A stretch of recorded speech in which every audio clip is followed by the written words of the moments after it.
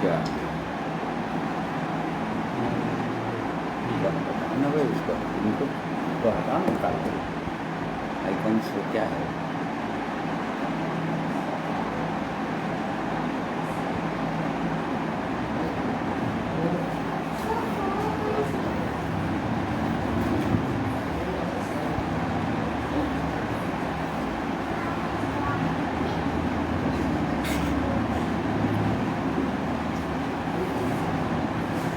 परमेश्वर पिता का धन्यवाद करते हैं आज के दिन के लिए। सुंदर दिन उसने हमारे जीवन में जोड़ा ताकि उसके लोग प्रभु यीशु मसीह में होकर आनंदित और मगन रहें और उसकी आराधना उपासना करें।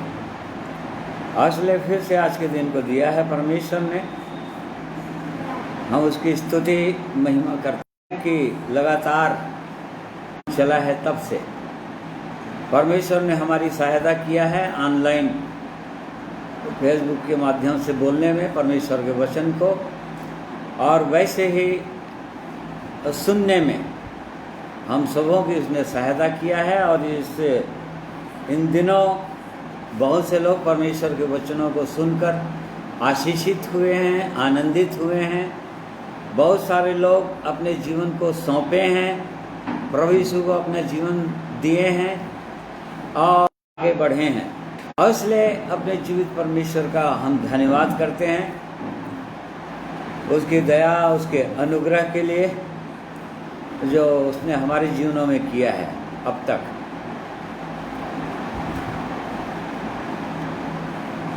पिछले 4 सेशंस में हम लगातार प्रकाशित वाक्य से सीखते रहे, उसके लगातार हम मनन करते रहे कि इन अंतिम दिनों में जो अंतिम समय है, चल रहा है और आने वाला है, उसमें कैसी कैसी घटनाएं होंगी और परमेश्वर के लोगों का क्या होगा, कैसे रैप्चर होगा, इन सब चीज़ों के विषय में देखने में परमेश्वर ने सहायता किया है। आज एक बार फिर से हम जितना देखे हैं प्रकाशित वाक्य को, एक बार फिर से रिव्यू करेंगे, फिर से देखेंगे कि परमेश्वर इन सब चीज़ों से हमने क्या सीखा और हमको क्या करना है, ताकि उस जीवित परमेश्वर के साथ हम अनंत काल के लिए अपना समय व्यतीत कर सकें। इसलिए मैं अपने सभी प्रिय भाइयों और बहनों को जितने आज के दिन में मेरे साथ जुड़े हैं, अपने जीवित परमेश्वर प्रभु यीशु मसीह के पवित्र नाम में नमस्कार कहता हूँ, जय मसीह की कहता हूँ। आइए परमेश्वर के वचन को ध्यान करने से पहले हम प्रार्थना करेंगे और उसके बाद परमेश्वर की महिमा में एक गीत सुनेंगे। आइए प्रार्थना करेंगे। प्रेमी परमेश्वर पिता, हम आपका धन्यवाद करते हैं। आप हमारे जीवित, सत्य, पवित्र परमेश्वर हैं। आप अपने लोगों की चिंता करने वाले परमेश्वर हैं और प्रभु जी अपनी सीधे इच्छाओं को हमारे जीवन के लिए, अपने लोगों के जीवन के लिए प्रकट करते आ रहे हैं अब तक, और उन वचनों के द्वारा हमने अपने जीवनों को जांचा है, बहुत गंभीरता से जांचा है। और भी प्रभु हमारी सहायता कीजिए ताकि और आपके पवित्र वचन के प्रति हम गंभीर हों, क्योंकि बहुमूल्य अवसर आपने हमें दिया। इससे पहले कि महाक्लेश काल आ जाए, आप हमको अपनी सामर्थ्य से भर देना चाहते हैं, बलवंत करना चाहते हैं, ताकि आने वाली घटनाओं का हम सामना करने की योग्य हों और साथ ही साथ आपके सन्मुख खड़े होने के योग्य हों। इसलिए हम आपका धन्यवाद करते हैं आपके पवित्र वचन के लिए, प्रभु यीशु के पवित्र रक्त के लिए, और पवित्र आत्मा की सहायता अगुवाई के लिए, जिनके द्वारा आपने अब तक हमारी सहायता किया है और आज भी महान परमेश्वर हम आपकी ओर देखते हैं, आपकी सहायता, आपकी अगुवाई चाहते हैं। हमारी सहायता कीजिए कि आज के दिन में भी हम आपके पवित्र वचन की ओर ध्यान लगा सकें। प्रार्थना प्रभु यीशु के नाम में मांगते हैं, सुनिए, ग्रहण कीजिए, आमीन। आइए एक गीत सुनेंगे।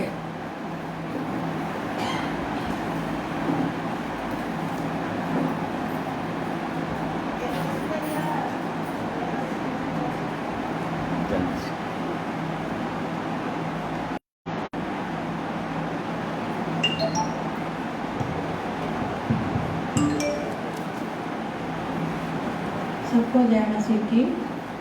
मैं भी अपने जीवते प्रभु यीशु मसीह की महिमा करती हूँ, क्योंकि प्रभु ने मुझे मृतकों में से जिलाया है और मुझे इस पाप के अपराध और दलदल से परमेश्वर ने खींच के निकाला, मुझे उभारा।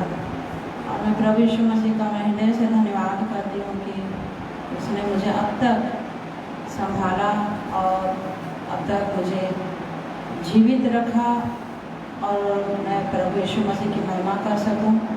मैं प्रभु यीशु मसीह का हृदय से धन्यवाद करती हूं और उसकी महिमा के लिए एक गीत गाना चाहती हूं। तो प्रभु मेरी सहायता करें, जबकि मैं प्रभु की योग्य नहीं थी किसी भी प्रकार से मैं, लेकिन परमेश्वर मुझे योग्य बना रहे हैं, बहुत कुछ सिखा रहे हैं मुझे। मैं परमेश्वर का हृदय से धन्यवाद करती हूँ।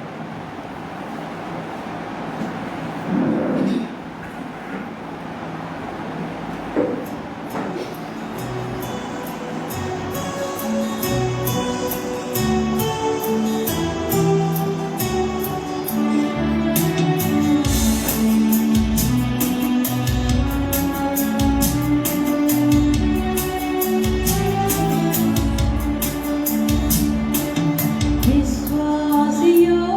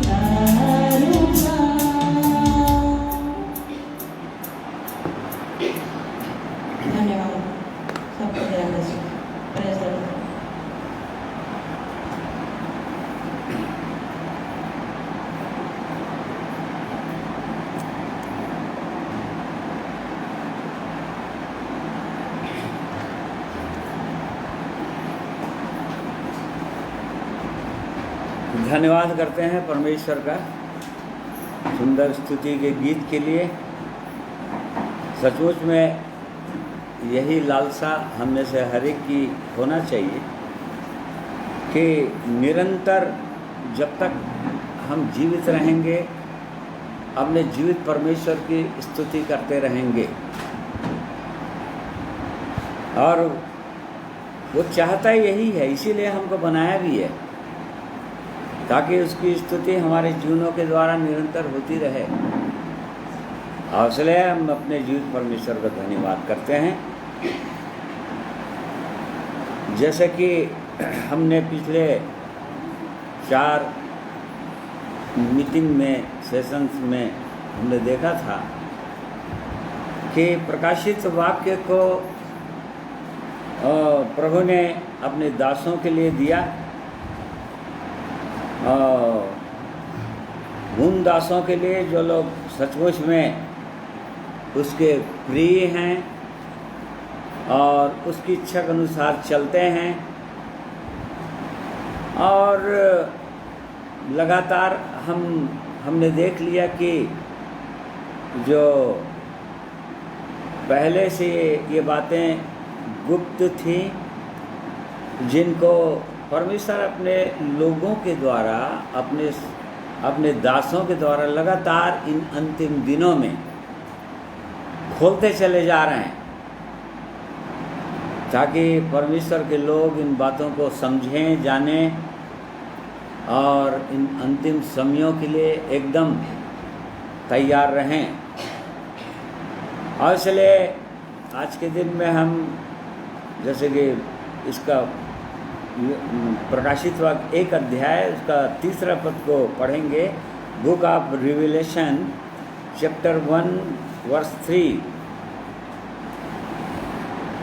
धन्य है वह जो इस भविष्यवाणी के वचन को पढ़ता है और वे जो सुनते हैं और इसमें लिखी हुई बातों को मानते हैं, क्योंकि समय निकट आया है। हाँ, इसलिए परमेश्वर ने अपने लोगों को इन बातों को बताना उचित समझा, आवश्यक समझा, क्योंकि ये बातें होना बहुत ही निकट है। हम एकदम अंतिम समयों में हैं। जैसा कि यूहन्ना जब प्रभु यीशु मसीह का चेला इन चीज़ों को जब लिख रहा था प्रकाशित वाक्य को, और तब वो उसने कहा कि आखिरी समय में वो लिख रहा था, लास्ट आवर, मतलब 1 घंटा पहले, आखिरी होने के 1 घंटा पहले, और वो भी 2000 साल पहले लिख रहा था। तो इसे समझ जाइए कि अभी कितना समय बचा होगा। अभी बिल्कुल ज़्यादा समय बचा नहीं है हमारे पास। और इसलिए प्रिय भाइयों और बहनों, जिनको आना है प्रभु यीशु के पास मन फिरा कर आ सकते हैं। और जो लोग आ चुके हैं प्रभु यीशु के पास, जिनके पास ये अनुभव है उद्धार का, नए जन्म का, उनको तैयार होने की आवश्यकता है पूरी रीति से, पवित्र आत्मा से भर कर परमेश्वर के इन वचनों के प्रकाशन में। तो इसीलिए उसने कहा कि जो इन आखिरी पुस्तक को प्रकाशित वाक्य जो पढ़ेंगे और जो सुनेंगे और सुनकर इन वचनों को मानेंगे, उसके अनुसार चलेंगे, उनकी आज्ञाओं के अनुसार, वे लोग और अधिक ही धन्य होंगे, बहुत धन्य ठहरेंगे, लोग आशीषित ठहरेंगे। इसलिए उसने कहा, इसलिए इस वचन को पढ़ना है और सुनना है और इसके अनुसार चलना है। तो बहुत सारे लोग इन वचनों को पढ़ते हैं, सुनते भी हैं। जो बहुत सारे जो बाय बर्थ जो क्रिश्चियंस हैं, उनके पास तो परमेश्वर का वचन बचपन से है उनके पास, और पढ़ते हैं, बाइबल की शिक्षाओं को उन्होंने प्राप्त करते हैं। परंतु आज जब उनसे जब पूछना होता है या उनकी क्या गवाही है या क्या इस वचन के अनुसार चलते भी हैं, ऐसा पूछने से बोलते हैं कि इतनी बड़ी मोटी पुस्तक के अनुसार कौन चल सकता है। ये ऐसी उनकी गवाही है, बहुतों की गवाही है। इस सेवा के दौरान मैंने बहुतों से पूछा और उनका कहना यही है कि इतनी बाइबल की एक एक बातों को कौन मान सकता है, कौन चल सकता है। वे लोग इसलिए ऐसा कहते हैं क्योंकि न तो परमेश्वर के वचन को लोग जानते हैं, न तो समझते हैं, और न ही इस जीवन का अनुभव है उनके पास। तो जिनके पास इस जीवन का अनुभव नहीं होगा वो लोग ऐसे ही कहेंगे। परंतु उसके बावजूद भी परमेश्वर का हम धन्यवाद करते हैं कि परमेश्वर सबसे प्रेम करते हैं और नहीं चाहते कि एक भी व्यक्ति नाश हो और अनंत विनाश में चला जाए। और इस कारण से परमेश्वर की इच्छा यही है कि अभी भी मन फिराएं, उस जीवित परमेश्वर के चरणों में दीन हो, टूटें और इस जीवन को पाएं। तो परमेश्वर के वचन में लिखा हुआ है कि परमेश्वर ने अपने वचनों को मानने के लिए एक साथ पूरी बाइबल को एक दिन में मान लेना ऐसा नहीं बोलता है, वो कहीं पर नहीं बोला उसने। इसलिए वचन में लिखा है कि आज्ञाओं पर आज्ञा, आज्ञा पर आज्ञा, थोड़ा यहाँ थोड़ा वहाँ, ऐसे करके यशायाह 29 अध्याय में दिया हुआ है। आज्ञा पर आज्ञा, थोड़ा यहाँ थोड़ा वहाँ, 28 अध्याय में दिया। तो इस प्रकार से परमेश्वर एक व्यक्ति को एक बार में एक ही आज्ञा देता है। जैसे कि जो सुसमाचार प्रचार आरंभ हुआ यूहन्ना बपतिस्मा देने वाले के द्वारा, और उसके बाद प्रभु यीशु के द्वारा, और उसके बाद चेलों के द्वारा, और उसके बाद आज तक जो लोग चेले होते आए हैं उनके द्वारा। तो पहला मैसेज यही होता है कि मन फिराओ, विश्वास करो जीवित परमेश्वर पर, उसकी अनंत की योजना पर, और मन फिराओ। बस एक ही आज्ञा देता है। प्रेरितों काम के 17 अध्याय उसका यदि 30 पद में पढ़ेंगे तो वहां पर भी परमेश्वर ने केवल एक ही आज्ञा दिया। पढ़िए। इसलिए परमेश्वर अज्ञानता के समयों से आनाकानी करके अब हर जगह सब मनुष्यों को मन फिराने की आज्ञा देता है। देखो, हर जगह सब मनुष्यों को, चाहे दुनिया के किसी कोने में हो, जो लोग इन वचनों को सुनते हैं उनके लिए परमेश्वर की बस एक ही आज्ञा है पहले, क्योंकि जब तक एक व्यक्ति एक आज्ञा नहीं मानेगा तो दूसरा आज्ञा कैसे मान सकता है। तो मन फिराओ, विश्वास करो, मन फिराओ, ये पहली आज्ञा दिया परमेश्वर ने पापों में खोए हुए और भटके हुए लोगों को। और दूसरी आज्ञा नहीं। बहुत सारे लोग क्रिश्चियनिटी के अंदर वो पुराने नियम की व्यवस्था के अंदर की 10 आज्ञाओं को रटवाने और सिखाने में लगे हुए हैं, जिनको पुराने नियम के लोग कभी मान नहीं सके, जिसके कारण से प्रभु यीशु को आना पड़ा। और तब फिर वो लोग कैसे मानेंगे? इस आज्ञा को मान सकता है एक व्यक्ति, मन फिराना है। परमेश्वर ने एक आज्ञा दिया, बस यूहन्ना ने एक आज्ञा दिया, प्रभु यीशु ने एक ही आज्ञा दिया, मन फिराओ, क्योंकि स्वर्ग का राज निकट आ गया है। तो यदि एक बार में परमेश्वर ने यदि किसी व्यक्ति को एक बात बोला, एक वचन कहा कि इस आज्ञा को पूरा कर दो, यदि उसने उस समय उस आज्ञा को पूरा कर दिया, इसका मतलब ये हुआ कि उस समय में उसने पूरी बाइबल को पूरा कर दिया। इस प्रकार से परमेश्वर एक आज्ञा के बाद फिर दूसरी आज्ञा देगा, दूसरी आज्ञा के बाद तीसरी आज्ञा देगा, तीसरी आज्ञा के बाद चौथी आज्ञा देगा। पहला यूहन्ना 5 के 3 अध्याय में 5वां अध्याय के 3 पद में हम पढ़ते हैं कि परमेश्वर की आज्ञाएं कठिन नहीं, परमेश्वर की आज्ञाएं कठिन नहीं है। मान सकता है एक व्यक्ति, क्योंकि मानने के लिए नए नियम के अंदर प्रभु यीशु ने कहा यदि तुम उससे प्रेम रखते हो तो मेरी आज्ञाओं को मानोगे, और उसके बाद ही से बताना शुरू किया और वो परमेश्वर तुमको एक सहायक देगा। काहे के लिए? ताकि वो परमेश्वर जो भी आज्ञा तुमको देगा तुम उस आज्ञाओं को मान सको। उस सामर्थ्य देगा, पवित्र आत्मा रूपी सामर्थ्य दे देगा ताकि परमेश्वर की आज्ञाओं को मान सको। इसलिए मानना है, इसलिए परमेश्वर के पवित्र वचन को पढ़ना है, सुनना है, और केवल यहीं तक नहीं रहना है, पढ़कर और सुनकर उसके अनुसार क्या करना है, चलना है। नहीं तो याकूब 1 अध्याय उसका 22 पद में लिखा है, वचन को केवल सुनने ही वाले नहीं वरन चलने वाले बनो, नहीं तो 22 पद। हाँ,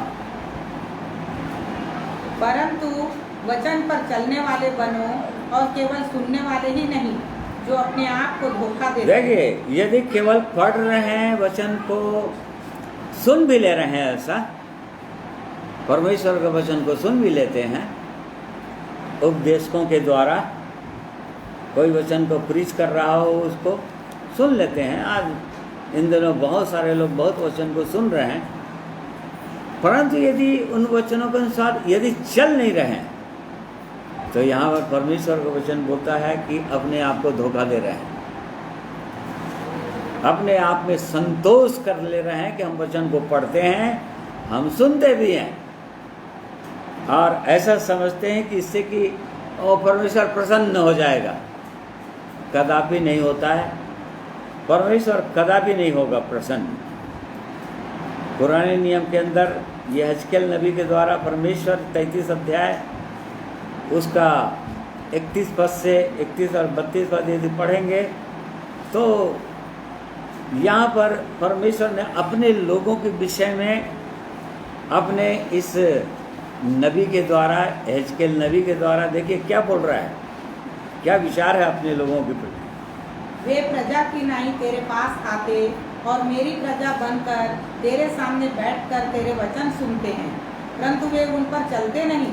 मुंह से तो वे बहुत प्रेम दिखाते हैं, परंतु उनका मन लालच ही में लगा रहता है। हाँ, देखिए, लालच ही में लगा रहता है, और बाद में परमेश्वर के वचन को सुनकर तारीफ भी कर सकते हैं।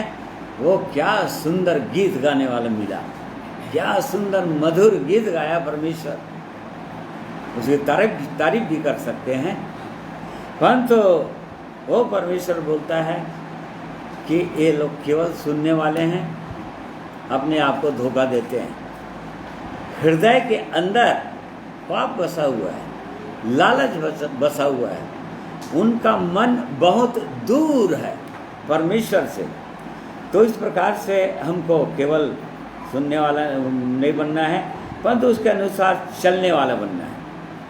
ठीक है, और सुनने के लिए एक बात को परमेश्वर ने बार बार जोर दिया प्रकाशित वाक्य 2 और 3 अध्याय के अंदर, और प्रभु यीशु भी अक्सर जब भी प्रचार करते थे तो इस बात को जोर देते थे कि जिनके सुनने के कान हो वे सुन ले। देखिए, सुनते तो सब लोग हैं, परंतु वास्तव में परमेश्वर के वचन को कान लगाकर नहीं सुनते हैं कि परमेश्वर मुझसे क्या बातें करना चाह रहा है आज, मुझसे क्या बोलना चाहता है आज। कई बार परमेश्वर के वचन को सुनकर अब हम सोचते हैं, बहुत सारे लोग सोचते हैं कि हाँ, ये वचन तो उस भाई के लिए और उस बहन के लिए एकदम ठीक बैठ रहा है, मेरे लिए ठीक नहीं बैठ रहा है। जबकि परमेश्वर अपने वचन को मेरे लिए दे रहा है, हमारे लिए दे रहा है, ताकि हम अपने जीवन को जांचें, अपने जीवन को परखें, परमेश्वर का प्रेम को देखें और हमारे हृदय के अंदर और विश्वास उत्पन्न हो। तो कई लोग ऐसा सुनते हैं, उसके अनुसार स्वयं चलने के लिए नहीं सुनते हैं, परंतु दूसरों को बताने के लिए सुनते हैं। फिर यदि कोई व्यक्ति ध्यान से सुने तो रोमियो 10 अध्याय उसका 17 पद में लिखा हुआ है, रोमन्स 10:17 में लिखा हुआ है कि विश्वास सुनने से और सुनना मसीह के वचन से उत्पन्न होता है। देखिए, जब एक व्यक्ति परमेश्वर के वचन को सुनता है पवित्र आत्मा की सहायता में, जब ध्यान लगाकर सुन लेता है, हाँ परमेश्वर मुझसे ही बोल रहा है, और तब उसका विश्वास उत्पन्न हो जाता है उसके अंदर। ऐसे ही जब एक विश्वासी जब विश्वास में आ जाता है, उद्धार का अनुभव में आ जाता है, और जब परमेश्वर के वचन को लगातार सुनते रहता है कि आज वो परमेश्वर मुझसे क्या बोलने वाला है, तो निश्चित रूप से उसका विश्वास बढ़ता ही चला जाएगा, क्योंकि विश्वास सुनने से उत्पन्न होता है। जैसे जैसे जितना सुनते चले जाएंगे और उन वचनों को अपने व्यक्तिगत व्यवहारिक जीवन में लाते जाएंगे, व्यवहार में लाएंगे, तो विश्वास बढ़ता ही चला जाएगा। तो यहाँ पर हम आज के दिन में ये प्रकाशित वाक्य के अंदर कौन लोग धन्य ठहरते हैं या ठहरेंगे, उसके विषय में आज हम देखेंगे। तो यहाँ पर तीसरे पद में हमने ये सीखा कि यदि हम पढ़ते हैं परमेश्वर के वचन को, सुनते हैं, बहुत से लोग पढ़ नहीं सकते, बहुत से लोग पढ़ना सीखे नहीं इसलिए नहीं पढ़ते, परंतु सुनते सब लोग सकते हैं परमेश्वर के वचन को और उसके अनुसार चल सकते हैं। तो इसलिए हमको अपने जीवन में जांचना चाहिए कि परमेश्वर के वचन को हम सुन रहे हैं और उसके अनुसार चल रहे हैं कि नहीं। फिर प्रभु यीशु ने कहा अपनी भेड़ों के विषय में, यूहन्ना 10 अध्याय उसका 27 वर्ष में उसने कहा कि क्योंकि मेरी भेड़ें, हाँ पढ़िए, कोई भी निकाल, जल्दी निकाल कर पढ़िए। हाँ 27। मेरी भेड़ें मेरा शब्द सुनती हैं और मैं उन्हें जानता हूँ और वे मेरे पीछे पीछे चलती हैं और मैं उन्हें अनंत जीवन देता हूँ। हाँ। और वे कभी नाश न होंगी। हाँ देखिए, कोई उन्हें मेरे हाथ से छीन न ले। यहाँ पर लिखा है कि मेरी भेड़ें मेरा शब्द सुनती हैं और चूंकि मेरा शब्द सुनती हैं इसीलिए मेरे पीछे पीछे हो लेती हैं। एक व्यक्ति जब तक अपने चरवाहे की आवाज़ को सुनेगा नहीं, पहचानेगा नहीं, वो कैसे करके उसके पीछे चलेगा। इसलिए प्रभु यीशु ने कहा उसकी भेड़ें, यदि हम उसकी भेड़ों में से हैं तो उसकी आवाज़ को हम सुनेंगे और सुनकर चलेंगे भी, प्रभु यीशु के पीछे पीछे चलने लग जाएंगे, उसके वचनों के अनुसार, उसकी आज्ञाओं को मानते हुए आगे बढ़ते चले जाएंगे, तो तभी धन्य ठहरेंगे। नहीं तो जैसा धन्य ठहरना है वैसे धन्य नहीं ठहर पाएंगे, वो आशीषें नहीं आएंगी जीवन के अंदर। फिर इसी का 14 अध्याय का 13 पद, चैप्टर 14 वर्स 13 और जो कुछ तुम मेरे नाम से मांगोगे नहीं, उसी का 13 प्रकाशित वाक्य 14 अध्याय उसका 13 पद को देखेंगे। और मैंने स्वर्ग से यह शब्द सुना कि लिख, जो मुर्दे प्रभु में मरते हैं वे अब से धन्य हैं। आत्मा कहता है हाँ, क्योंकि वे अपने परिश्रमों से विश्राम पाएंगे और उनके कार्य उनके साथ हो लेते हैं। हाँ, देखिए, फिर वे लोग धन्य ठहरेंगे। फिर मैंने स्वर्ग से यह शब्द सुना। देखिए, वो जो भी कुछ सुना है यूहन्ना ने उसी को लिखा है, अपने मन से नहीं लिखा उसने। लिख, जो मृतक प्रभु में मरते हैं वे अब से धन्य हैं। मतलब जिस दिन एक विश्वासी की या उद्धार पाए हुए व्यक्ति की मृत्यु हो जाती है, उसी समय से वो व्यक्ति वास्तव में धन्य ठहरने लग जाता है। धन्य है वो। क्यों धन्य है? क्योंकि वो प्रभु जीते जी जब तक जीवित था शरीर में, तब तक उसकी इच्छाओं के अनुसार चलता रहा, परमेश्वर के पवित्र वचन को पढ़ता रहा, सुनता रहा, उसके अनुसार चलता रहा, मृत्यु होने तक, मरते तक। और जो लोग यहाँ तक विश्वास योग्य ठहरते हैं, इसीलिए लिखा है जो मृतक प्रभु में मरते हैं। प्रभु में मरते हैं कहने का मतलब ये नहीं कि कभी विश्वास किए और एक दिन मृत्यु हो गई, वो प्रभु में मर गए। नहीं, मरते दम तक, जैसे प्रभु यीशु ने मत्ती 24 अध्याय के अंदर उसने कहा 13 पद में, जो अंत तक धीरज धरे रहेगा उसी का उद्धार होगा। अंत तक धीरज धरे रहेगा कहने का मतलब अपनी मृत्यु तक जो लोग धीरज धरे रहेंगे, जो भी समस्याएं आती हैं, जो भी घटनाएं होने वाली हैं, जो भी सताव, जो भी निंदा, जैसे भी परिस्थिति एक विश्वासी के जीवन में आता है, तब तक, मरते दम तक प्रभु यीशु के पवित्र नाम के लिए या उसके वचन और यीशु की गवाही देने के कारण से मृत्यु होती है। ऐसे लोग धन्य, ऐसे लोग धन्य ठहरते हैं। अब से धन्य है, इसलिए कहा उसने जो मृतक प्रभु में मरते हैं वे अब से धन्य हैं। अब से धन्य मतलब अब वास्तव में धन्य हो गए,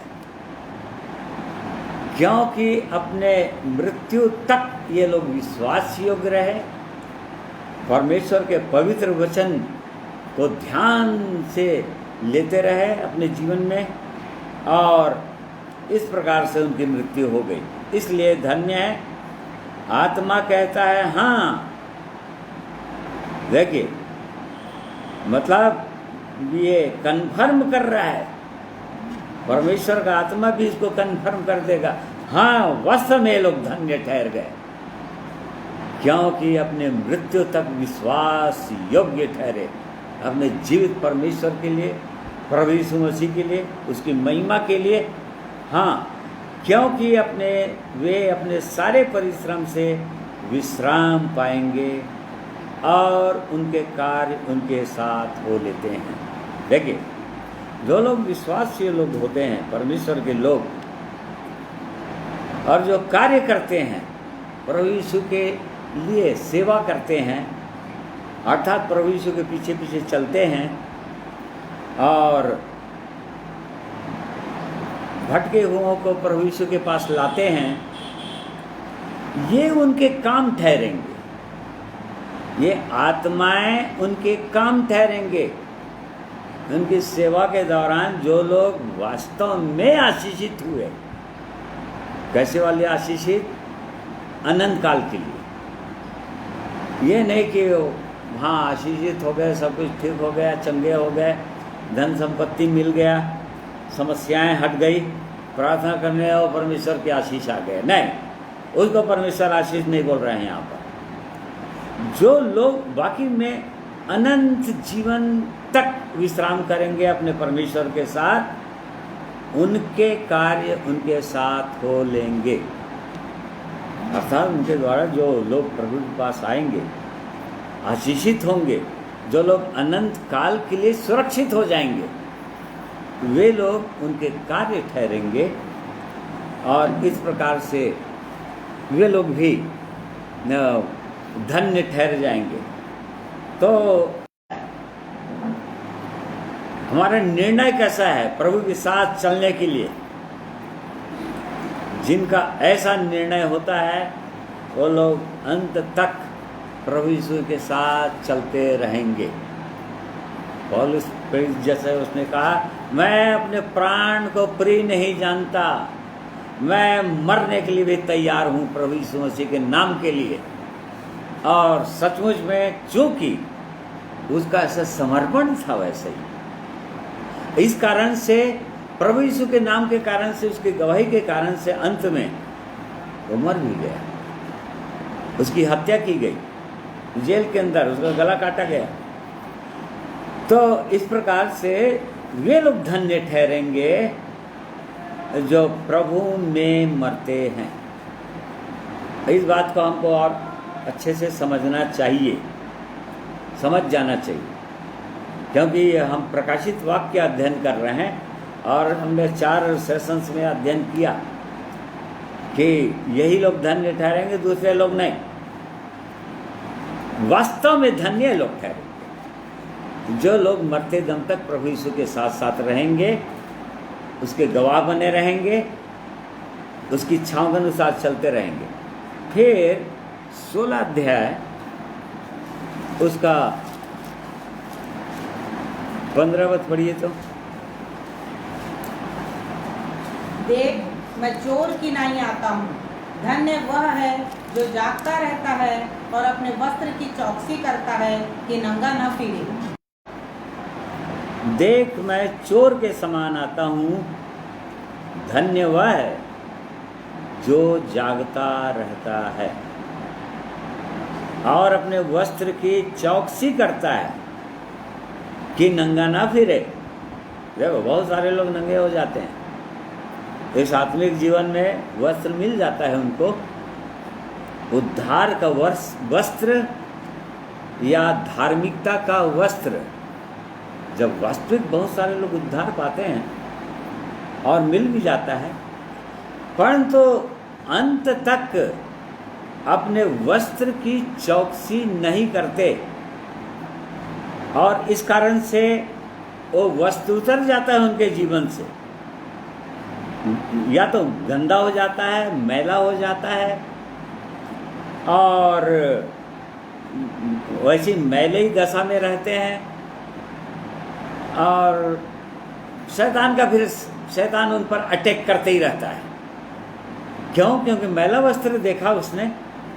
जैसे जकरिया नबी की पुस्तक यदि पढ़ेंगे, उसका 3रा अध्याय उसका 3रे पद से देखिए।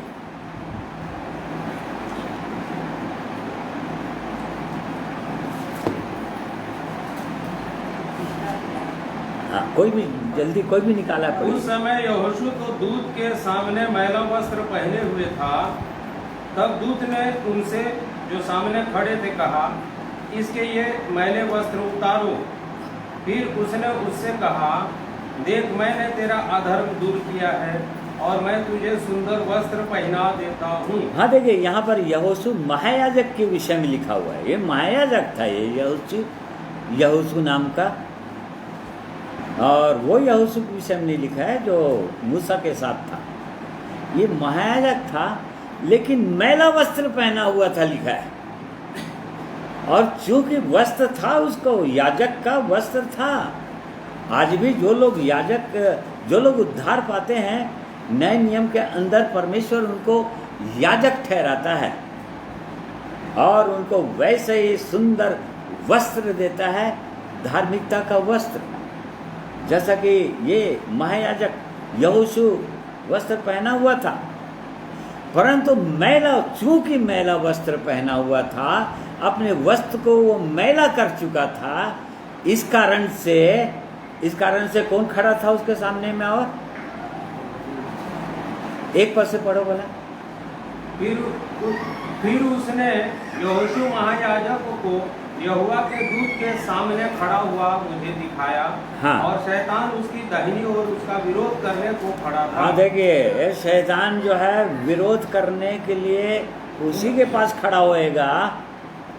परमेश्वर के लोगों के विरोध वही करेगा जो लोग मैला वस्त्र पहने रहेंगे, क्योंकि वो क्लेम करता है वो, क्योंकि इस वस्त्र को मैला मैंने किया है, मैंने सहायता किया इसको मैला करने में, मैंने उसको आज्ञा दिया, मैंने उसके अंदर लालच उत्पन्न किया या और अन्य ने पाप उत्पन्न किया, और इस कारण से उसका वस्त्र मैला हो गया।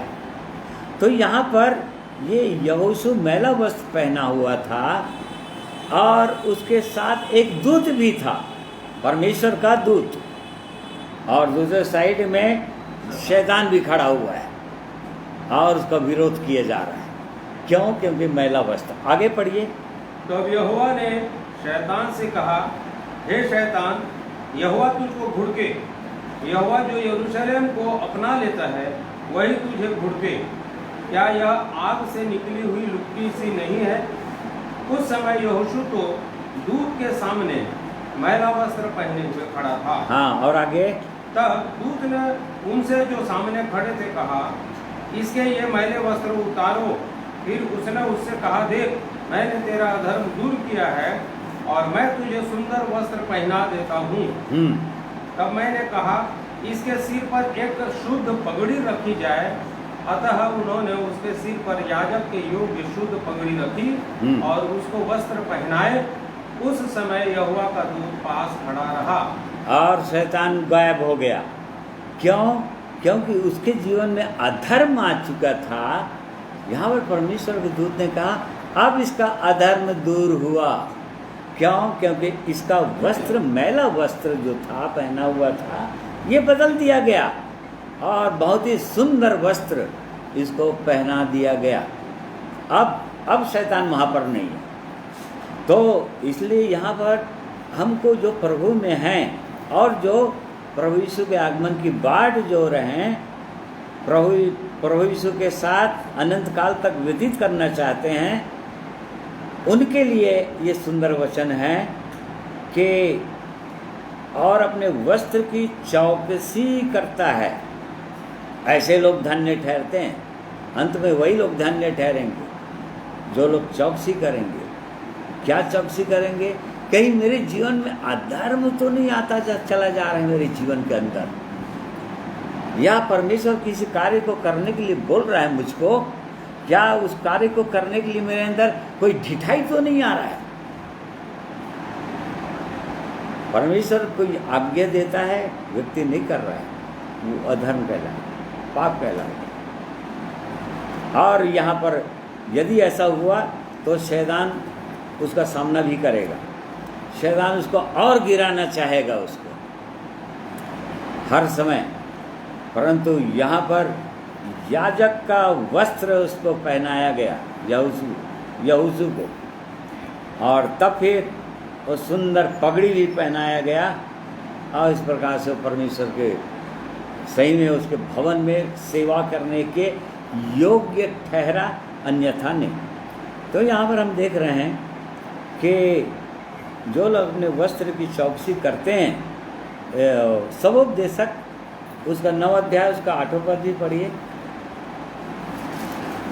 Book of Ecclesiastes 9:8। तेरे वस्त्र सदा उजले रहें और तेरे सिर पर तेल की घटी ना हो। हाँ, देखिए यहाँ पर क्या परमेश्वर का वचन बोल रहा है, तेरे वस्त्र सदा उजले रहें, गंदा ना होने दे, गंदापन नहीं आना चाहिए, मैलापन नहीं आना चाहिए वो वस्त्र के अंदर। और तब फिर यदि ऐसा होता रहेगा तो निश्चित रूप से धन्य ठहरेंगे, और नहीं तो नंगे हो जाएंगे। प्रभु यीशु ने एक दृष्टांत दिया लूका 10 अध्याय में 30 पद से आगे है, दयालु सामरी का, कि एक मनुष्य यरूशलेम से जब यरीहो की ओर जा रहा था तो उसको रास्ते में डाकू लोग मिले और उसको मार पीट कर अधमुआ करके छोड़ दिए, उसके वस्त्र को छीन लिए और वो नंगा हो गया। वस्त्र को निकाल लिए उसके, जो सुंदर वस्त्र पहनना हुआ था, क्योंकि यरूशलेम का नागरिक था वो। यरूशलेम जो परमेश्वर का नगर कहलाता है, वहाँ से वो यरीहो की ओर चला जा रहा था, नीचे की ओर चला जा रहा था, वो श्रापित नगर की ओर चला जा रहा था। यरीहो जो अभी संसार का जो प्रतीक है उसकी ओर चला जा रहा था, और तब डाकू लोग उसके वस्त्र को छीन लिए, मारपीट दिए, अधमुआ करके छोड़ दिए। तो इस प्रकार से यहाँ पर हम देख रहे हैं, तो ऐसा हमारे जीवन में ना हो, परमेश्वर के लोगों के जीवन में ना हो। जो लोग चौकसी करते हैं उनके जीवन में नहीं होगा ऐसा, और वो लोग नंगा नहीं फिरेंगे, फिर कोई लोग उसका नंगापन नहीं देख पाएंगे। इसी के 3 अध्याय के 17 पद में हम पढ़ते हैं, तो वहाँ लौदीकिया की कलीसिया के दूत को, या वहाँ के एल्डर को, या वहाँ के मुख्य अगुवे को परमेश्वर के दूत बोल रहा है कि परमेश्वर का आत्मा बोल रहा है, तू जो कहता है मैं धनी हूँ, परंतु ये नहीं जानता कि तो कंगाल है, अंधा है, नंगा है, तुच्छ है। देखिए, नंगा हो गया, परमेश्वर का जन, कलीसिया का सेवक वहां पर नंगा हो गया है, क्योंकि परमेश्वर का वचन बोल रहे हैं यहाँ पर। तो इस प्रकार से ये परमेश्वर के लोग ऐसे नंगे हो जाते हैं, वस्त्र उतार देते हैं, और तब फिर यदि ऐसा हुआ तो फिर धन नहीं ठहर पाएंगे, क्योंकि मृत्यु तक उसको संभाल कर नहीं रखे, इसलिए धन्य नहीं ठहरेंगे। परंतु जो लोग संभाल कर रखेंगे, इसलिए उनको बोल रहा है वो लोग धन्य ठहरेंगे। जो लोग इस प्रकार से अपना धन्य वह है जो जागता रहता है, चौकसी करता रहता, अपने चाल चलन के विषय में निश्चिंत नहीं रहता, देखते रहता है, ऐसे लोग धन्य ठहरेंगे। फिर उसके बाद इसी का 20वां अध्याय, उसका 6वां पद पढ़िए। धन्य और पवित्र वह है जो इस पहले पुनरुत्थान का भागी है।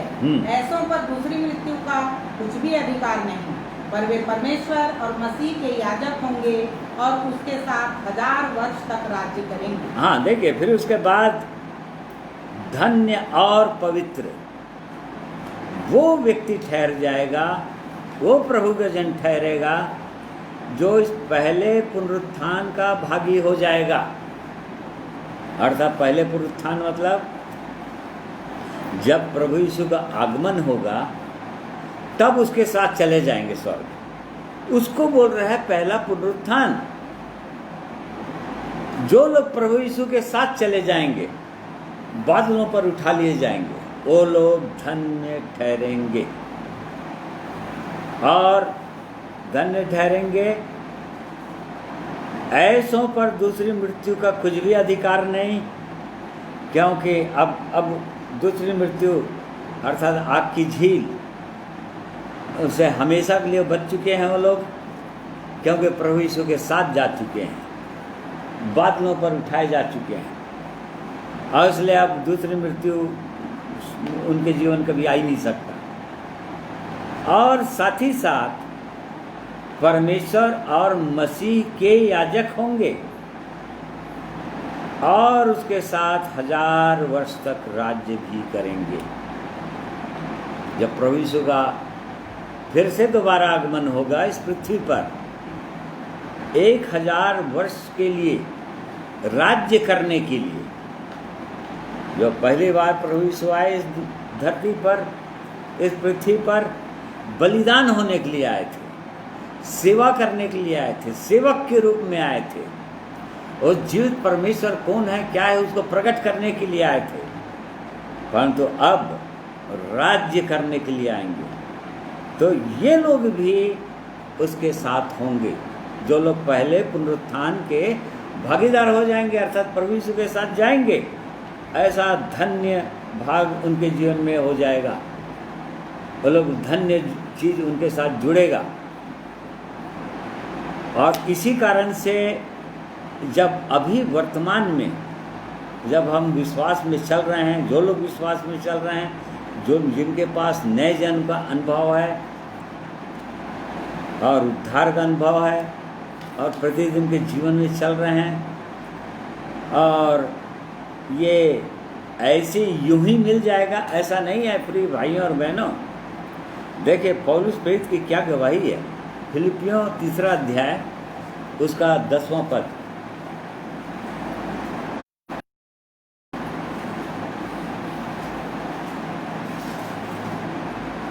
ताकि मैं उसको और उसके मृत्युंजय की सामर्थ्य को और उसके साथ दुखों में सहभागी होने के मर्म को जानूं और उसकी मृत्यु की समानता को प्राप्त करूं, कि मैं किसी भी रीति से मरे हुओं में से जी उठने के पद तक पहुंचूं। हाँ देखिए, यह है प्रथम पुनरुत्थान, ये पहला पुनरुत्थान होगा। ये उसके विषय में यहाँ पर परमेश्वर का जन पवित्र भक्त पौलुस की क्या गवाही दे रहा है, वो अपने विषय में बोल रहा है और फिलिपियों की कलीसिया को उभार रहा है कि तुम्हारा भी ऐसे ही लालसा होना चाहिए कि मैं उसको और उसकी मृत्युंजय अर्थात प्रभु यीशु को और उसकी मृत्युंजय अर्थात मरकर जी उठने की सामर्थ्य को जानूं, अपने व्यक्तिगत जीवन में अनुभव करूं, और उतना ही नहीं उसके दुखों में भी सहभागी होने की आवश्यकता है। जैसे कि हम बार बार देख रहे हैं प्रकाशित वाक्य के अंदर कि कलीसिया सताव में जाएगी और विश्वासियों का परखा जाएगा, क्योंकि ये बार बार हम पढ़ रहे हैं। पहला कुरिन्थियों 3 अध्याय में भी लिखा हुआ है 13-14 पद में कि आग से लेकर जाएगा, हर एक के कामों को परखेगा, वहाँ जो नहीं जलेगा वो जाएगा। तो यहाँ पर हम देख रहे हैं कि पौलुस प्रेरित की अपना जो प्रभु यीशु के साथ जो समर्पण था और जो उसके साथ उसने वाचा बांधा था, क्या आज के दिन में अपना वाचा वैसी है क्या, या अपना समर्पण या विश्वासियों का समर्पण वैसी है क्या कि हम भी उसके दुखों में सहभागी होने के मर्म को समझें। तो कब समझेंगे इसको? जब हमारे जीवन में दुख आएंगे तब। यदि किसी विश्वासी के जीवन में दुख आएगा ही नहीं, सताव आएगा ही नहीं, तो कैसे करके समझ सकता है? नहीं समझ सकता। ताकि मरे किसी भी रीति से मतलब चाहे मेरी निंदा हो, चाहे सताव हो, चाहे अपमान हो, चाहे मार डाला जाऊं, चाहे और किसी भी प्रकार का कुछ भी हो, किसी भी प्रकार से कोई हानि उठाना पड़े, ताकि किसी भी रीति से मरे हुए से जी उठने के पद को प्राप्त करूं, बोल रहा है। ये है पहला पुनरुत्थान। यदि उसके भागीदार होने आए, धन्य ठहरना है, तो उसके पहले पुनरुत्थान के भागीदार भी होने की आवश्यकता होगी, ताकि हमेशा हमेशा के लिए अपने जीवित परमेश्वर के साथ हम रह सकेंगे।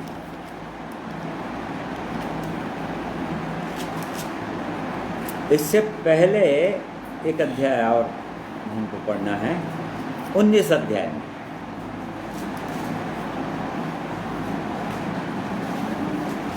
नौवां पद पढ़िए। और उसने मुझसे कहा, यह लिख कि धन्य वे हैं जो मेमने के ब्याह के भोज में बुलाए गए हैं। हाँ। फिर उसने मुझसे कहा, ये वचन परमेश्वर के सत्य वचन हाँ, हैं। बस यहाँ पर वे लोग भी धन्य ठहरेंगे। धन्य वे हैं जो मेमने के विवाह के भोज में बुलाए गए हैं, वो लोग धन्य ठहरेंगे। और यदि मेमने के ब्याह के भोज में यदि बुलाए गए हैं तो मतलब कैसे जाना है वहाँ पर। प्रभु यीशु ने एक दृष्टांत दिया था मत्ती अध्याय के अंदर, उसके 22वां अध्याय के अंदर, कि एक राजा जो है अपने पुत्र का विवाह किया और सबको निमंत्रण दिया, परंतु जो निमंत्रित लोग थे ऑलरेडी, वो लोग किसी न किसी प्रकार के बहाना बना दिया और नहीं प्रवेश किया। और तब वो अपने दासों को भेजा और बाजारों, चौकों, सड़कों में जो भी मिले, जैसे भी मिले, उनको ले आओ बोला, ताकि मेरा जीवनहार का घर भर जाए और बहुत सुंदर हो। और तब फिर वहाँ पर हम पढ़ते हैं कि 22 निकाले क्या? हाँ, उसका 11 पद पढ़िए। जब राजा देवनहारों को देखने भीतर आया तो उसने वहाँ एक मनुष्य को देखा जो ब्याह का वस्त्र नहीं पहने थे। हाँ, देखिए, ब्याह के वस्त्र, यहाँ धन्य वो लोग ठहरेंगे जो बुलाए गए हैं। लिखा है यहाँ पर, बुलाए तो गए हैं। उस समय भी वो दृष्टांत के अंदर उस परमेश्वर ने बुलाया, सबको बुला लो, जितने भी सब आ जाओ, जैसे भी हो, अंधे, नंगे, लंगड़े, टुंडे, और उसके दासों ने सबको बुला लिया। परंतु वहाँ पर जब भोज में शामिल होना है तो एक विशेष वस्त्र भी पहनना था उसके लिए। वहाँ पर एक व्यक्ति था जो विशेष वस्त्र नहीं पहना था, और तब फिर उसके लिए आदेश दिया गया, इसका हाथ पांव बांधो, अंधेरे में डाल दो, वहाँ रोना और दांतों का पीसना होगा। तो बुलाए तो गए हैं। आज हम जितने परमेश्वर के वचन को सुन रहे हैं और आशा रखे हुए हैं कि हम प्रभु यीशु के साथ जाएंगे, वो बुलाहट है हमारे पास, निश्चय है, इसमें कोई शक की बात नहीं। बुलाया है प्रभु, परंतु क्या वो वस्त्र हमारे पास है जो यहाँ पर 19 अध्याय का 8 पद में लिखा हुआ है? प्रकाशित वाक्य 19 अध्याय 8 पद में।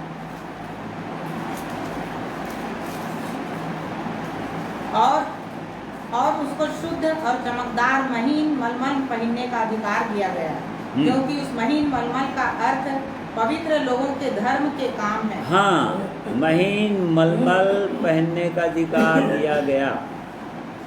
ये है महीन मलमल, चमकदार, शुद्ध, और ये पवित्र लोगों के धर्म के काम है। देखिए, केवल धर्म के काम नहीं है। आज धर्म के काम तो बहुत सारे लोग कर रहे हैं, बहुत सारी संस्थाएं हैं अलग अलग धर्मों में, जो लोग धर्म के काम करते हैं, जिसको लोग धर्म के काम समझते, किसी की सहायता कर दिए, धर्म के काम है भाई, अच्छा काम है, बहुत से लोग करते हैं। परंतु यहाँ पर कौन लोग धर्म के काम करेंगे बोल रहे हैं? पवित्र लोगों के धर्म के काम। पवित्र लोग तो वही ठहरते हैं जिनको परमेश्वर अपनी आत्मा के द्वारा, पवित्र आत्मा के द्वारा, अपने लहू के द्वारा, अपने वचन के द्वारा वो पवित्र ठहराता है। वे लोग पवित्र ठहरते हैं परमेश्वर की दृष्टि में, उनके धर्म के काम। यदि ऐसे लोग धर्म के काम कर रहे हैं, और धर्म के काम कर रहे हैं कहने का मतलब, पहला कुरिन्थी 1:30 पद में लिखा है कि और वो हमारे लिए धर्म ठहरा परमेश्वर की ओर से। कौन? प्रभु यीशु। प्रभु यीशु धर्म है, धर्म ठहरा। इंग्लिश बाइबल में धार्मिकता लिखा है, राइचियसनेस, धार्मिकता है। प्रभु यीशु हमारे धार्मिकता है, उसके काम। और सुसमाचार के अंदर हम देख सकते हैं कि प्रभु यीशु ने क्या काम किया, क्या काम किया, उसके विषय में लिखा हुआ है। लूका लिख रहा था अपने काम में तो पवित्र आत्मा से परमेश्वर ने उसका अभिषेक किया और वो शैतान के सताए हुओं को वो भलाई करता फिरा, और जितने लोग शैतान के सताए हुए थे उनको अच्छा करता फिरा। ये धर्म का काम था। प्रभु यीशु जो करते रहे जब इस संसार में थे, तो क्या ऐसा काम कर रहे हैं? शैतान के सताए हुए मतलब केवल दुष्ट आत्माओं को निकाल दिए, वो वाला काम नहीं। शैतान जो मनुष्य के अंदर माता के गर्भ से बैठा है और सता रहा है, पापों में डुबा कर रखा है, मनुष्य को परमेश्वर से अलग करके रखा है, उससे जो लोग निकाल दे रहे हैं, ये वास्तविक में भलाई है परमेश्वर की दृष्टि में। ये धर्म के काम है। और ये वस्त्र है, ऐसा वस्त्र, तो ऐसा वस्त्र होगा मेमने के ब्याह के भोज में, और वे ही लोग धन्य ठहरेंगे जो ऐसा काम कर रहे हैं अभी, जो लोग अभी जीवन के अंदर संसार में जो लोग इस कार्य में लगे हुए हैं, प्रभु यीशु मसीह के कार्य उसके अनुसार जीवन या उसके पद चिन्हों। हम जानते हैं हम अपने आप से नहीं चल सकते, कोई व्यक्ति अपने आप से नहीं चल सकता, परंतु परमेश्वर के अनुग्रह से, परमेश्वर के सामर्थ्य से, पवित्र आत्मा के सामर्थ्य से एक व्यक्ति चल सकता है। जो लोग ऐसा कर रहे हैं वही लोग धन्य ठहरेंगे उस दिन, अन्यथा नहीं ठहरेंगे। फिर उसके बाद 22 अध्याय निकालिए।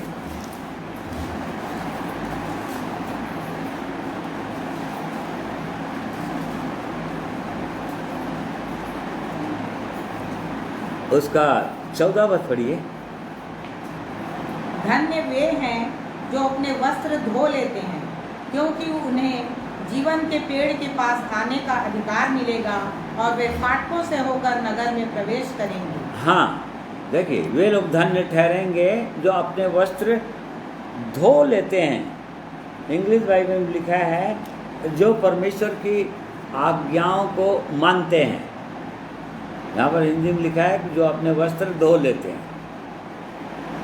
तो यदि धो भी लेते हैं, सही है, जैसे कि हमने पहले भी देखा कि हमारा वस्त्र जो है मैला नहीं होना चाहिए, और यदि मैला हो भी रहा है, मान लो हो भी गया, तो धो लेते हैं बोल रहा है। तो कैसे धोएंगे इसको? 7 अध्याय का 14 पद इसी का।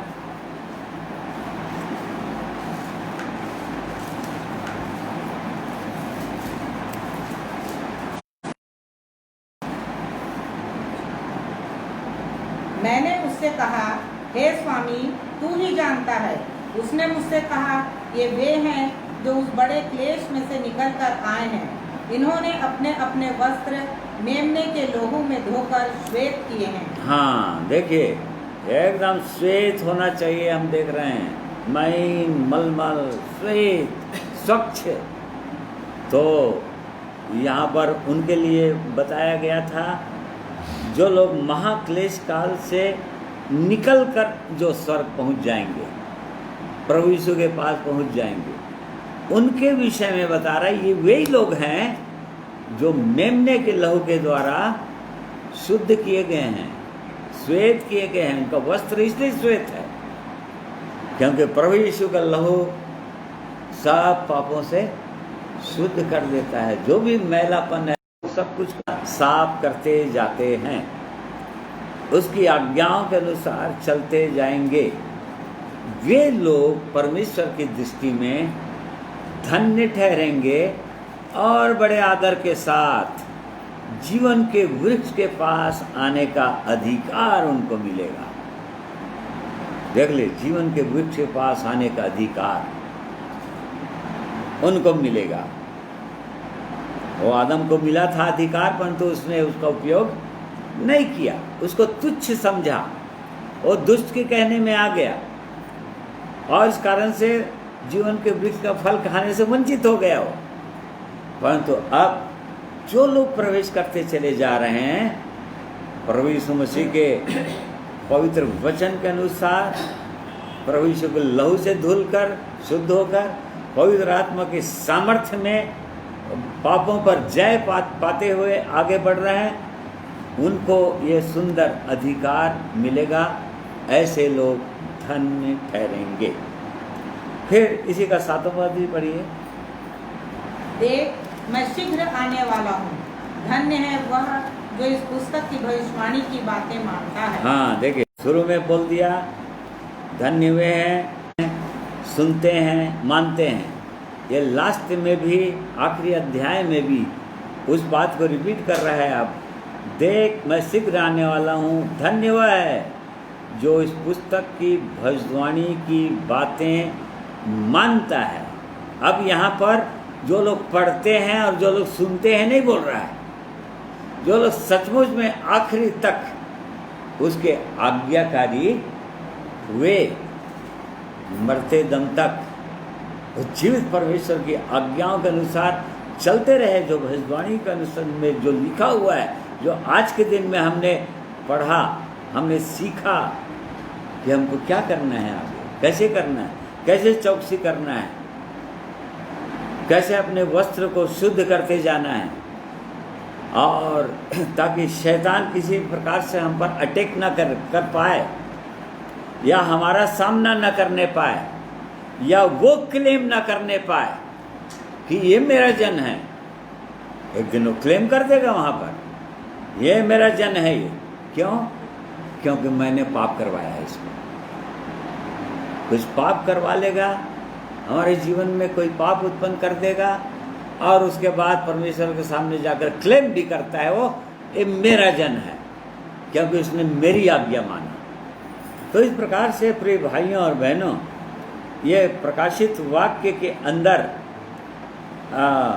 यदि हम धन्य ठहरना है अंत तक, तो हमने देख लिया आज के दिन में कि एक परमेश्वर के लोग कैसे धन्य ठहरते हैं। ये कैसे आत्मिक आशीषों को, अनंत की आशीषों को, अनंत काल के आशीषों को प्राप्त करते हैं, जिसकी प्रतिज्ञा परमेश्वर ने, देखिए कब से दिया है, पहले से दिया है। इफिसी 1 अध्याय निकालिए, ये भूतकाल है हमारे लिए। जब हम पैदा नहीं हुए थे तब से पहले से परमेश्वर ने अपने लोगों के लिए, जिनको पहले से जानता था कि वो लोग एक दिन इस जीवन को पाएंगे, उनके लिए पहले से आशीष ठहरा दिया था। 3 और 4 पद पढ़ो। हमारे प्रभु यीशु मसीह के परमेश्वर और पिता का धन्यवाद हो कि उसने हमें मसीह में स्वर्गीय स्थानों में सब प्रकार की आशीष दी है, जैसा उसने हमें जगत की उत्पत्ति से पहले उसमें चुन लिया कि हम उसके निकट प्रेम में पवित्र और निर्दोष हों, और अपनी इच्छा की सुमति के अनुसार। हाँ देखो, पहले से ठहरा दिया बोल रहा है, भविष्य ज्ञान के अनुसार पहले से जानता था परमेश्वर। हर एक व्यक्ति को पहले से जानता है वो व्यक्ति कि कौन आएगा कौन नहीं आएगा। वो हमको जानता था कि एक दिन हमारे जीवन में ऐसा अवसर आएंगे, ऐसी परिस्थितियां आएंगी जबकि हम प्रभु यीशु के पास आ जाएंगे।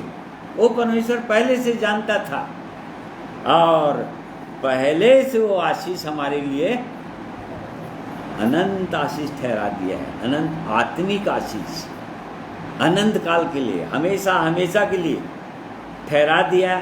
और जब समय आया हमारे जीवन में, सचमुच में हमने उस उद्धार को पा लिया, उस आशीष को उस समय हमने पाया, उसकी प्रतिज्ञा हमारे जीवन में पूरा हो गया। परंतु अब वर्तमान में हमको क्या करना है? आत्मिक जीवन के अनंत की आशीष को प्राप्त करने के लिए लूका 6 अध्याय उसका 22 पद पढ़िए।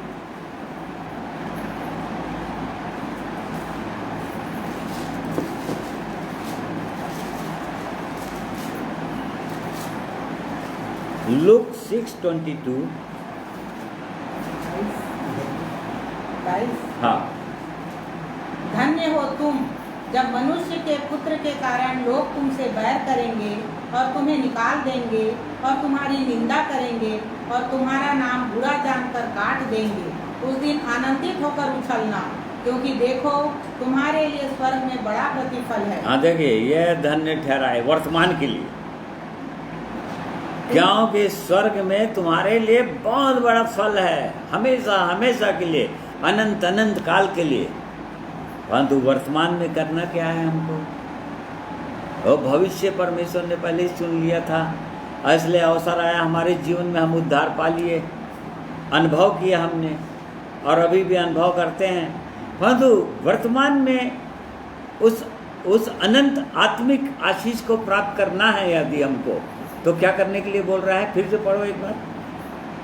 धन्य हो तुम जब मनुष्य के पुत्र के कारण लोग तुमसे बैर करेंगे। देखिए, बैर करेंगे ही, प्रभु यीशु के नाम के कारण से लोग, प्रभु यीशु ही बोल रहे हैं यहाँ पर, प्रभु यीशु के नाम के कारण से लोग बैर करेंगे और तुम्हें निकाल देंगे, तुमको निकाल देंगे अपनी सभा से, और तुम्हारी निंदा करेंगे, तुम्हारी निंदा भी करेंगे, और तुम्हारा नाम बुरा जानकर काट देंगे। बुरा जानकर तुम्हारा नाम अपने रजिस्टर से काट देंगे, अपने समाज से तुमको निकाल देंगे, अपने आराधनालय से निकाल देंगे। देख लीजिए, और तब तुम धन्य ठहरोगे, स्वर्ग में तुम्हारे लिए बड़ा प्रतिफल। परंतु वर्तमान में क्या ऐसा अनुभव कर रहे हैं? क्योंकि प्रभु यीशु के शब्द है, जो उसके पीछे हो लेगा उसके साथ ऐसा होगा ही, हर एक के साथ होते आया है, लिखा है।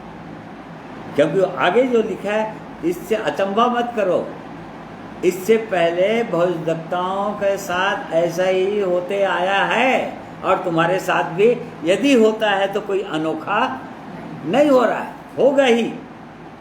फिर उसके बाद भविष्य में अनंत की आशीष, अनंत काल के लिए। एक पद और पढ़ेंगे, मत्ती 25 अध्याय, मैथ्यू 25 वर्स 34।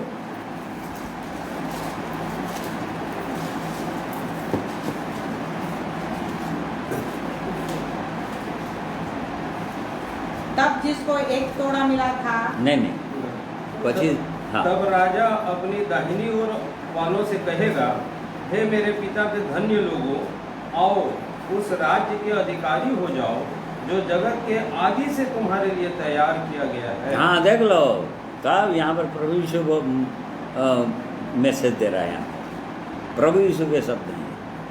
तब वो दाईं ओर वालों को कहेगा, हे मेरे पिता के धन्य लोगों बोलेगा। ये भविष्य की बात है, ये उस दिन की बात है जब न्याय के दिन होगा, जब मसीह के न्याय आसन के सामने खड़े होंगे, और तब वो बोलेगा, हे मेरे पिता के धन्य लोगों। बाईं ओर वालों को कहेगा, तुम धन्य हो, और तुम उसके राज्य में, शामिल हो। तुम उसके राज्य में क्या कर बोले? और उसके राज्य के अधिकारी हो जाओ। हाँ, उसके राज्य के, अब एकदम अब तैयार है तुम्हारे लिए, जाओ, अपॉइंटेड, उसके राज्य के अधिकारी हो जाओ, हो गए हो तुम धन्य ठहर गए हो, मेरे पिता की दृष्टि में तुम धन्य ठहर गए हो। कारण क्या था धन्य ठहरने के? यहाँ पर पढ़ो लो आगे। क्योंकि मैं भूखा था और तुमने मुझे खाने को दिया, मैं प्यासा था और तुमने मुझे पानी पिलाया, मैं परदेसी था और तुमने मुझे अपने घर में ठहराया, मैं नंगा था और तुमने मुझे कपड़े पहनाए, मैं बीमार था और तुमने मेरी सुधि ली, मैं बंदी गृह में था और तुम मुझसे मिलने आए। तब धर्मी उसको उत्तर देंगे, हे प्रभु, हमने कब तुझे भूखा देखा और खिलाया, या प्यासा देखा और पानी पिलाया? हमने कब तुझे परदेशी देखा और अपने घर में ठहराया, या नंगा देखा और कपड़े पहनाए? हमने कब तुझे बीमार या बंदी गृह में देखा और तुझसे मिलने आए? तब राजा उन्हें उत्तर देगा, मैं तुमसे सच कहता हूँ कि तुमने जो मेरे इन छोटे से छोटे भाइयों में से किसी एक के साथ किया, वह मेरे ही साथ किया। हाँ, देखिए, वह लोग धन्य ठहरेंगे उस समय जब उस राज्य में, सही में उस राज्य में जब प्रवेश करेंगे, तब पिता की दृष्टि में धन्य ठहर जाएंगे। क्योंकि ऐसा हमने जब कर रहे हैं यदि तो यहाँ पर लिखा है कि तुमने मुझे, प्रभु यीशु बोल रहे थे, तुमने मुझे खाना खिलाया जब मैं भूखा था, प्यासा था तुमने पानी पिलाया, बीमार था तुमने मेरी सुधि ली, मुझको देखने आए, जेल में था, बंदीगृह में था, तुम मुझसे मिलने आए, विजिट किए मुझसे। और तब कब हमने तुझको देखा और देखा, तब क्या बोलेगा? तुमने मेरे इन छोटे से छोटे भाइयों में से किसी एक के साथ किया, किसी एक के साथ भी किया है तो तूने मेरे साथ। तो ये कौन से छोटे से छोटे भाई लोग हैं? ये कौन से छोटे छोटे भाई लोग मिशन बोल रहा है?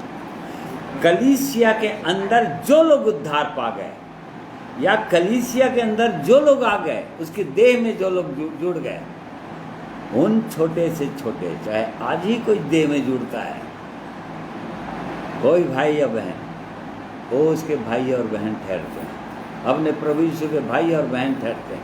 तुमने उसके साथ यदि किया है तो तुमने किसके साथ किया? प्रभु यीशु बोलेगा उस दिन, तुमने मेरे साथ किया, तुमने मुझको रोटी खिलाई, तुमने मुझको पानी पिलाया, तुमने मेरी चिंता की। और तब यदि हम अभी वर्तमान में यदि ऐसा कर रहे हैं तो हमारी गवाही वहां पर वैसे दी जाएगी। वो प्रभु यीशु ऐसे गवाही देगा फिर वहां पर, और इसलिए बोलेगा, हे धन्य लोगो तुम, पिता के धन्य लोग, इधर आ जाओ और उस राज्य में चले जाओ। तो परमेश्वर का हम धन्यवाद करते हैं इन वचनों के लिए, इन धन्य वचनों के लिए जो प्रकाशित वाक्य अंदर दिया गया है। परमेश्वर हमारी, हम सबों की सहायता करे कि सचमुच में हम धन्य ठहरें परमेश्वर की दृष्टि में, और उसकी प्रतिज्ञाओं के हम भागीदार बन जाएं। इसलिए परमेश्वर हम सबों की सहायता, अगुवाई करेंगे। आइए एक गीत सुनेंगे परमेश्वर की महिमा में।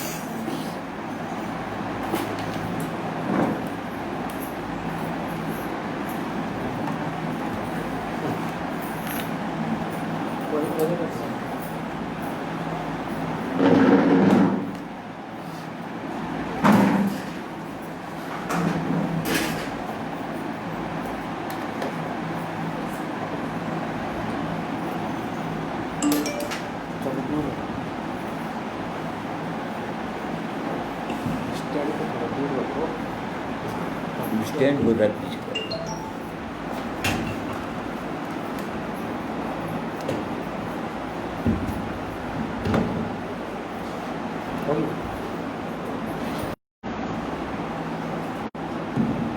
प्रभु यीशु मसीह में एक बार फिर से आप सबों को प्रेम नमस्कार। सचमुच में अद्भुत प्रेम है परमेश्वर पिता का, परंतु केवल उनके लिए, सबके लिए, सारे जगत को प्रेम किया लिखा है वचन में, परंतु उसका जो बलिदान है उनके जीवन में सार्थक होता है, जो अपने जीवन में उसे पूरी रीति से ग्रहण कर लेते हैं और अपने आप को पूरी रीति से समर्पित कर देते हैं।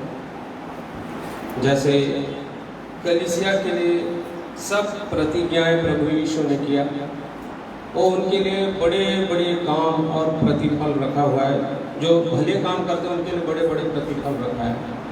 और यदि हम उस भले काम में सबसे पहले अपने जीवन की चौकसी नहीं करते हैं तो हम यहाँ भी वो आनंद और खुशी को नहीं पाएंगे और वहाँ भी वो आनंद और खुशी तक नहीं जा पाएंगे।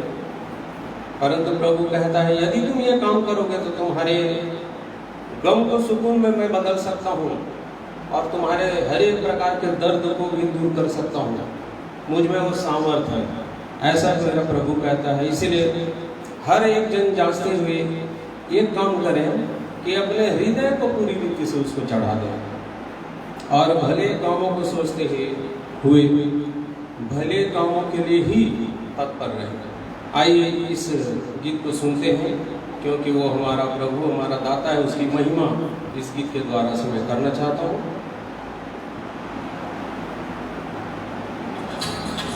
साउंड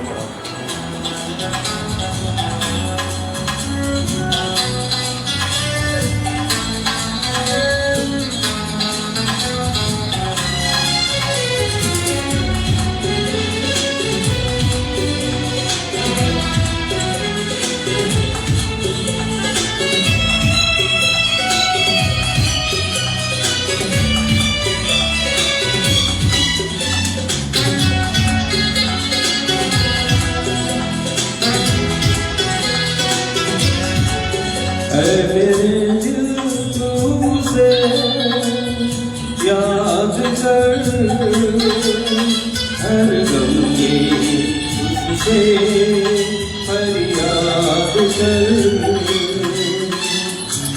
है मेरे दिल तुझसे याद कर हर गम में उससे फरियाद कर वो सुनता है जो बोलोगे वो देता है जो मांगोगे वो सुनता है जो बोलोगे वो देता है जो मांगोगे उसे मांग और जीवन आबाद कर है मेरे दिल तुझसे याद कर हर गम में उससे फरियाद कर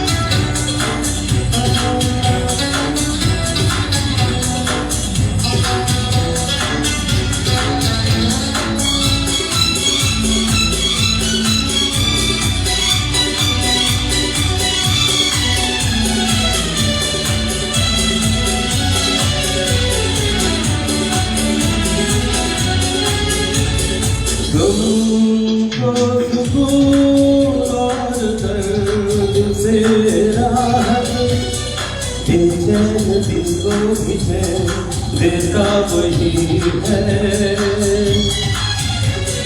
सूरज को रोशनी देता वही है गम को सुकून और दर्द से राहत बेचैन दिल को भी चैन देता वही है तो सूरज को रोशनी चमका चांदनी तारों की प्यारी सिरे देता वही है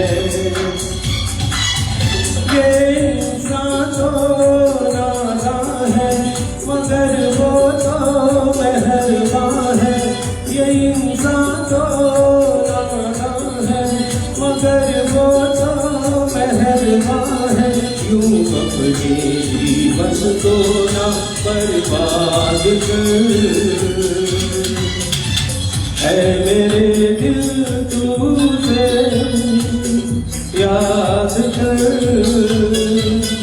हर गम में तुझसे फरियाद कर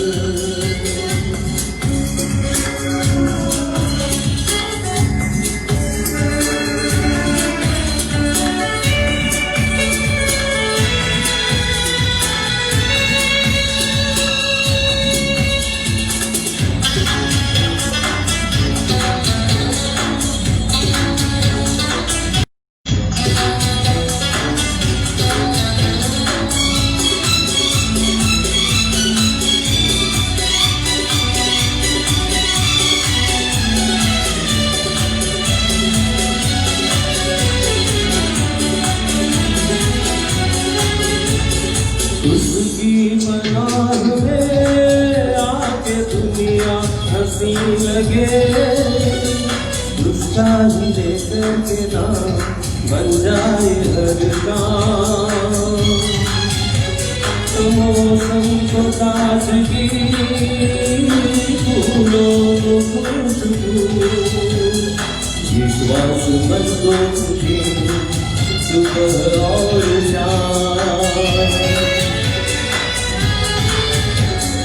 उसकी पनाह में आके दुनिया हंसी लगे उसका ही लेकर के नाम बन जाए हर काम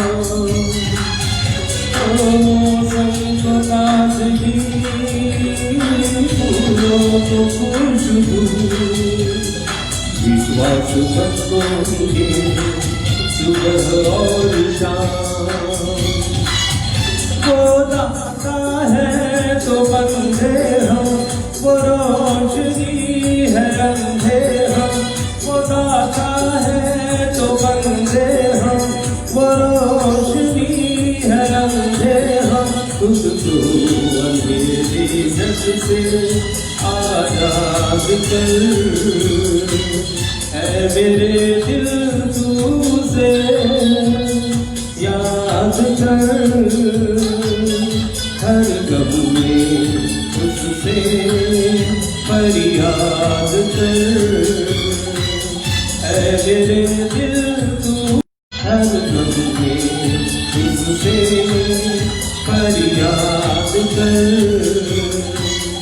वो सुनता है जो बोलोगे वो देता है जो मांगोगे वो सुनता है जो बोलोगे वो देता है जो मांगोगे उसे मांग और जीवन आबाद कर है मेरे दिल तुझसे याद कर हर गम में तुझसे फरियाद कर हर गम में तुझसे फरियाद कर हर गम में तुझसे फरियाद कर। Praise the Lord. प्रभु की महिमा और स्तुति। धन्यवाद।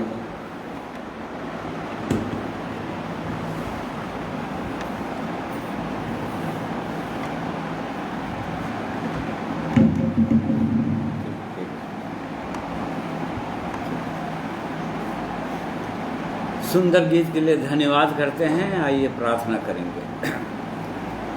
अनुग्रहकारी प्रेमी परमेश्वर पिता, हम आपका धन्यवाद करते हैं। आपने हमारे जीवनों में सुंदर गीत दिए हैं, छुटकारे की गीत जो आपकी स्तुति का है।